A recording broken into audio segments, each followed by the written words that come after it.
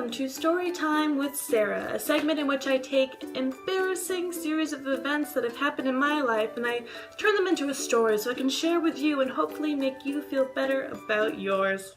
Alright, let's get started. So today's story I'd like to share is called The Bus to Boston. So my lovely sister lives in the greater Boston area, and one long weekend I decided to pack my things and go down and pay her a visit.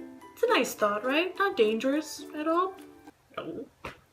The day had come where I was to leave for Boston, so I got my bags and I went on the bus. Now these are nice buses. We call them coach buses. Imagine like the interior of an airplane. So there was like a radio we could like plug in your headphones, and there was always like a TV every couple of rows that was playing a movie on silent that always seemed to be a Tyler Perry movie. But now a key part to the story is that this was the late bus. It was nighttime and it was filled with college students coming home to see their families on the long weekend. So the lights were off, completely silent, no sound of Tyler Perry slightly changing his voice to sound like a woman, and most importantly, everyone on the bus was asleep. Now the bus ride down was fine. It was quiet, there was no one sitting next to me, but there was this one man in front of me who had a life goal to talk on the phone every second. And usually I don't mind if people have to talk on the phone and you have a friend you want to talk to, that's fine. But on a quiet bus for 2 hours and your conversation only consists of bro, dude. A little bit annoying, a little bit.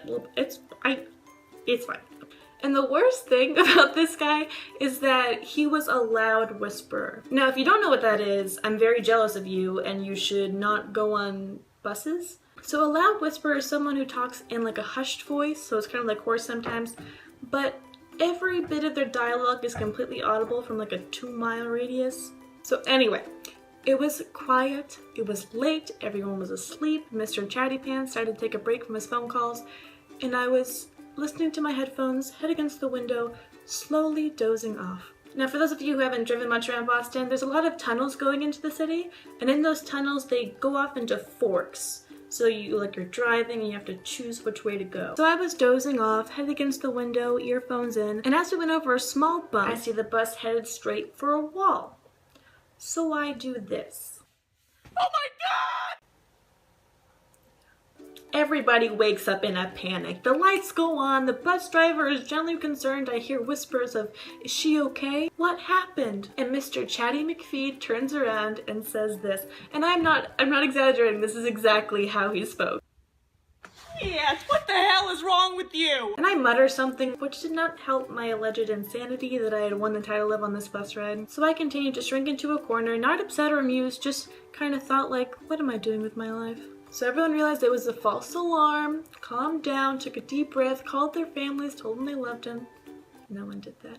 So at this point, I thought the storm had passed. I thought that was embarrassing, but it's over. But no. Mr. My goal is to get brain cancer from my cell phone, took out his phone, dialed up his friends, but I'm pretty sure he had on speed dial. I'll remind you, this is him, this is me. I'm right behind him. And thus proceeds the most embarrassing, hilarious, and confusing conversation about me right in front of me. And I will never forget how it ended because I was so confused. Bro, there's this girl behind me, and like, I was like sleeping, and she starts like screaming, and I'm like, what the hell is wrong with you? And she was like, she's crazy, bro. I mean, like, yeah, she's cute, but she's crazy. No, I'm not gonna ask for her number. Blueberry pie. Did he suddenly ask him what he wanted for dessert? I